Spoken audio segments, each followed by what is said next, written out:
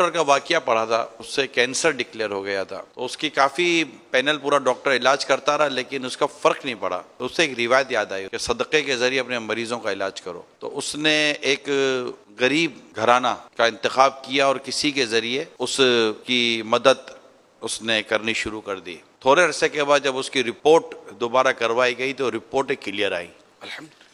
Doctor کا جو panel تھا وہ اس مریض کے پاس گیا، بولا آپ بھی ڈاکٹر ہو اور آپ کو پتا ہے کہ جو آپ کی ڈیزیز ہے وہ یوں کیسے چلی جائے گی. تو ہم نے تو رپورٹ کی، رپورٹ کو پھر ری چیک کیا، لیکن یہ رپورٹ کلیئر آئی ہے.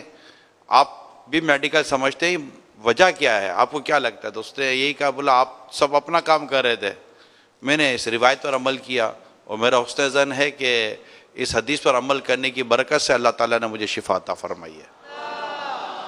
سبحان اللہ. بے شک حدیث پاک میں ترغیب ہے کہ صدقے کے ذریعے اپنے بیماروں کا علاج کرو. 15 تاریخ کو جو ہمارا ٹیلی تھون کا سلسلہ ہونے جا رہا ہے 15 نومبر کو، کیا اس میں اس طرح کی بھی کوئی نیت کی جا سکتی ہے؟ بے شک وہ صدقہ تو ہے، یہ بھی نیت کر سکتے ہیں. والد صاحب کو صحت مل جائے، دادا جان شفا یاب ہوں، خود اپنی بیماری فلاں بیماری چلی جائے تو اس کے لیے 1 یونٹ، تو فلاں مرض چلا جائے تو اس کے لیے 1 یونٹ، یہ بھی کر سکتے ہیں. بالکل جائز ہے، بلکہ انشاءاللہ فائدہ ہو. پیارے اسلامی بھائیو، آپ بھی دعوت اسلامی کے ہونے والے اس ٹیلی تھون میں ابھی سے حصہ ملا لیں. بڑی پیاری توجہ دلائی آپ نے یار. اب ظاہر ہے کہ میری عمر کے حساب سے مجھے بھی کچھ نہ کچھ ہے، میں عادت نہیں ہے میری کہ میں یہ ڈکلیئر کروں یا ڈنکا بجاؤں. اس کا بعض بیماریاں ہیں، میں ان کے علاج کی نیت سے انشاءاللہ نیت کرتا ہوں 1 ٹیلی تھون 10,000 کا 1 یونٹ میں جمع کروا دوں گا ماشاءاللہ. انشاءاللہ اللہ آپ کو صحت تندرستی دے، سلامتی دے، عافیت والی سلامتی بھری طویل زندگی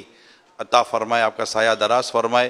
امیل سنت نے الحمدللہ بہت خوبصورت، بہت پیاری ہمارے سامنے نیت کی، بلکہ ہمیں ہماری ترغیب ہی ہے.